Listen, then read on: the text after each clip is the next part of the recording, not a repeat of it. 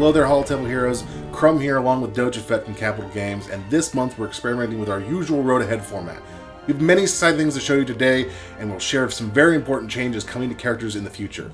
We'd love to hear your feedback on this new format, and let us know if you want to see more videos like this. There's a ton of information on upcoming units, features, and dates, and it goes without saying that these details and times are subject to change as we get closer to release. But first, let's dive into some exciting new units that are coming to Galaxy Heroes, and here's your community manager, Doja Fett, to tell you more. Hey everybody, how's this going? Today we are stoked to share with you 3 brand spanking new units coming to Galaxy of Heroes. One of them is a new capital ship. With Admiral Piet at the helm, the massive Executor is coming to the game in a new Journey Guide Fleet Mastery event. Is that what we're calling it? Alright, cool. While it's an Imperial capital ship that can work well with an Empire fleet, there's a certain faction that has needed a capital ship for a while now. You've been asking for it, and here we go. Bounty Hunters are getting a new capital ship of their own, and it makes a lot of sense because we all know that Admiral Piet is delighted to lead a fleet of bounty hunters. Bounty hunters? We don't need that scum. Yes, sir. I'm sure they'll work that out. Executor focuses on providing the bounty hunters with a capital ship that synergizes with Breach and helps bounty hunters take out their target. We'll have more details to share closer to release, but I'll tell you this much, the Executor's ultimate ability, it's gonna blow you away. Maul is back, baby. Turns out, Maul didn't die when a young Kenobi decided to divide him in two. This version of Maul represents his journey during Season 7 in the Clone Wars, robot legs and all. I hope those are under warranty, Maul. Maul is one of my favorite characters, and we really wanted to do him justice. His kit and animations pay homage to one of Maul's best moments on screen, his incredible duel with Ahsoka Tano on Mandalore. It's probably one of the most visually stunning lightsaber duels of the entire series, and let's face it, that whole series is packed full of them, so chef's kiss for that one. Just called Maul now. He's lost the title of Darth, somebody got demoted, and also thus loses the Sith tag in-game. Season 7 Maul is out for revenge, and he has a new status effect called Anguish, which deals himself damage while boosting his offense and enabling extra abilities and effects. There's one thing Maul hates more than anything else, Kenobi. He is one of the few character kits to have a direct call out to specific enemy units, and Maul gets extra stacks of Anguish whenever he faces any of the Kenobis in our game. There's a few. Kenobi! He's also an unaligned Force user and will strengthen a number of dark side teams, but the real surprise here is that he has a certain tag. What is it? It's Mandalorian. That's right, while he's not a Mandalorian by birth, his kit pays tribute to his time as the leader of Mandalore. So when Maul is in the leader slot, he has the Mandalore status effect until he is defeated, and then passes the mantle on to the character that defeated him. Aw, souvenir. Maul will be available in an upcoming Conquest, and you'll get your first look at his endgame abilities when? Soon, TM. There's still one more character we're on to today, but before that, I want to make sure you know about the expansion happening to Relics in general. Relic 9 is coming, and along with some other character changes that we're about to talk about, Relic 9 is going to be very valuable for tanks and characters that rely on survivability. We're currently looking to launch Relic 9 around the end of August, and stay tuned to the forums for more information how you're going to acquire that and when it's all coming out. One more exciting unit to share with you today, Lord Vader. I'm sure no one expected you, and you're all surprised that Galactic Legend and the dark side counterpart to Jedi Master Kenobi is none other than Galactic Legend Lord Vader. Lord Vader is a unit that represents Anakin right after he falls to the dark side. His kit taps into that unbridled rage he shows off during the end of Revenge of the Sith. Lord Vader's kit has 2 new status effects, Ashes of the Republic, which gives Lord Vader's abilities additional effects, and Underestimated, which stacks up over time to empower him with even more additional effects. Similar to how Commander Ahsoka Tano works great under Jedi Master Kenobi lead, the new Maul from Conquest will bring up Lord Vader's squad to the next level. And you can find the first requirements on the forums right now, as a matter of fact, and there's a sneak peek at the third set of requirements. More on why that's the case in just a moment, though. The first set is available in-game on July 28th. We've got the second set coming out on August 11th, and the final group will be available on August 25th. So, Lord Vader joins the Holotables in early September, so get ready to crush the Republic and join the dark side with an exciting new Galactic Legend unit. An important announcement we have for today is around upcoming character changes. I'm sure you know that it's extremely rare for us to go back and change a character if we don't have to. So when we do, we really don't want to take this lightly. This is a big undertaking for us, and it's really necessary for the long-term health of the game. So the main change we're talking about today is that we're removing the ability to ignore defense from several characters, while we're going to add or maintain their utility in other areas of the game. So these units pose a significant balance concern for Galaxy heroes, and as the game grows, that concern continues to get amplified. It's diminishing our ability to use defense in the future as an interesting and valuable stat, and restricts our design space when our team is working with new characters and events and wants to do something awesome. These changes are going to allow tanks and future units to use defense in new ways and not be one shot off the board. Like right now, defense is trivialized by the number of units that have a high amount of defense penetration or just completely ignore defense entirely. We're providing most of these units with some additions to their kit to offset the parts that were removed, and returning some of the resources you used to upgrade them.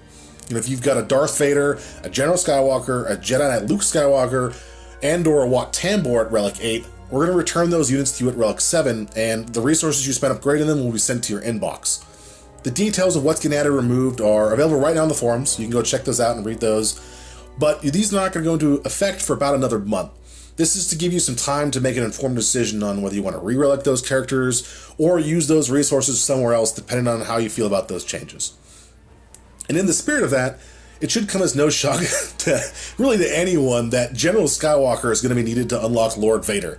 So keep that in mind, and if you're going for the new Galactic Legend Lord Vader, General Skywalker is going to be required at Relic 8.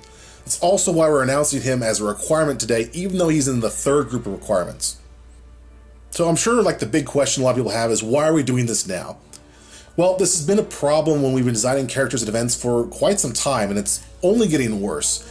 We could, absolutely keep kicking this can down the road, but right now there's a narrow amount of design space for designing characters that are below Galactic Legends. Everything we do has to account for this immense defense penetration, and I think Sith Eternal Emperor is a really good example of this. He had to have several specific balance changes just to account for General Skywalker. This expands his kit to have a bunch of caveats and make sure that something as powerful as Galactic Legend isn't trivialized by older kits. But we really need to serve two goals simultaneously. On one hand, we need to change some aspects of these characters for the long-term health of the game, not only for the additional design space, but also for the characters that are already dealing excessive damage in certain scenarios right now. On the other hand, these characters are really important characters, and a lot of players have them highly upgraded and really use them for their utility against Galactic Legends. So the core of the issue becomes, how do we maintain their identity, but also maintain much of their effectiveness? We always want to preserve a unit's original identity when we go make changes, and the overall value of the character should stay the same for players, but it's partly subjective, and it's a really tricky piece for us, and the impact of these changes are going to vary widely based on where people are on their journey and how their rosters are right now. So we really have to ask ourselves, and the community, you guys, do we maintain these characters' effectiveness and at a similar power level in most other scenarios?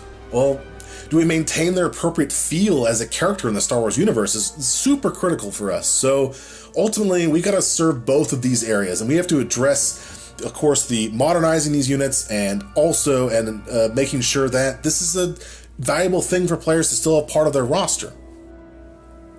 In addition to these changes that I've just talked about here, we're going to be looking to bolster Galactic Legends' competitive viability with a few changes to sort of maintain our vision of Galactic Legends as the top of the meta, the big thing that everyone's shooting for, and it should be something that's, very powerful and very exciting to unlock. As we add more GLs, though, we want to shore up their spot at the top of that meta and treat them, more like raid bosses, which we've kind of done already, but we really want to solidify that position. So there's going to be several changes to kits that are going to have, Galactic Legend exceptions very similar to how they have raid boss exceptions. And one of the characters, though, that we really want to call out specifically is the Dark Trooper. A lot of people have upgraded and invested, resources in this character to counter Galactic Legends specifically. So for this character, we're going to be returning them to you at Relic 5, and any resources used past then are also going to be sent to your inbox. And these are some big changes that we have to consider, really carefully how we launch them. So, of course, we take these all very, very seriously, and changing a character post-launch is always a last resort for us. But in this case, it really opens up the design space for new characters, reduces the number of specific workarounds we have in kits, and creates a much more healthy meta long term. Inflating the size of the kits isn't fun for you to read or understand, or for our designers to create, and it really sucks when a good idea gets left on the table because of these mechanics. We really want to create a cool and exciting characters for you to play with, and this helps us keep doing that and keep the game healthy for years to come.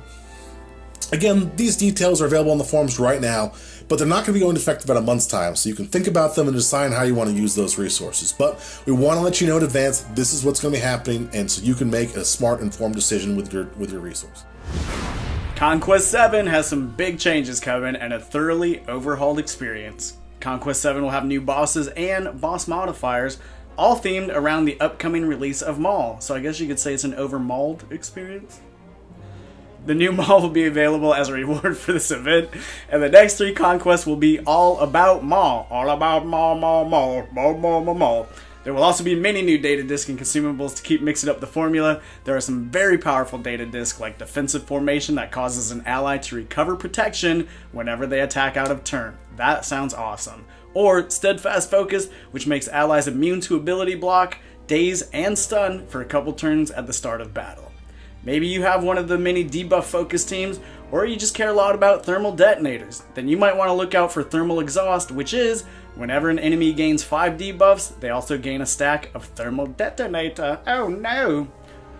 There are also many new consumables, some of which are tailored to specific factions or provide new mechanics. Turn the tally tables on the enemy squads with a consumable for your Galactic Republic team that reflects damage. It's just like the pesky enemy modifier that you've been like, oh, but now the power is yours and do with it what you want. Conquest 7 has changed up the cost for swapping data discs as well, so we're going from Conquest Currency to Conquest Energy. With the release of exclusive characters for Conquest Currency, it made swapping out data discs too costly a proposition for the players that are trying to get Ahsoka or Maul.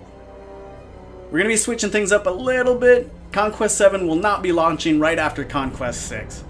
There will be a slight delay as we need additional time to rebalance and refresh the entire experience. So we're planning to condense the time between the next several conquests, however, and our goal is to still run 3 conquest events over the next 3-ish months. You'll be able to earn the same amount of rewards over this period of time and obtain Maul like you would have without the short delay. We hope Conquest 7 is one of the most exciting and challenging conquests yet. Check out the forum thread for a preview of some of the new data discs, consumables, and boss modifiers you are likely to see in Conquest 7. A quick reminder that these are still being balanced and may change before the final release. Coming soon to a screen near you, I'm so excited. Community members take on the Galaxy of Heroes developers along with Crumb and myself in a special Grand Arena event that we are calling Speed Grand Arena. Okay, we're just doing it. This fall, we take some of your favorite community members and pit them against the people who bring you Galaxy of Heroes in a unique and extremely fast version of Grand Arena Championship. Contestants will need to battle through each Grand Arena sector and know which matchups are going to make for the fastest wins or slowest defenses. So we're going to bring our A game, and I'm sure the community members will as well, so stay tuned for more information on when and where you can find this epic confrontation. One final reminder that the details in Road Ahead are all subject to change. These events and characters are still in development, and there may be some final tweaks before we get to launch. Thank you for watching Galaxy of Heroes July 2021 Road Ahead. There's a ton of new units and changes coming to the game soon, TM, and we hope you are excited as we are. We'll have more to share as we get closer to each release, but for now, we really hope you enjoyed the Road Ahead format experiment. We'd love to hear your feedback on this. If you liked it, if you didn't, please let us know on the official forums or any of the places you chat with us. Yeah, let us know what you think. From everyone here at Capital Games, see you on the holotables.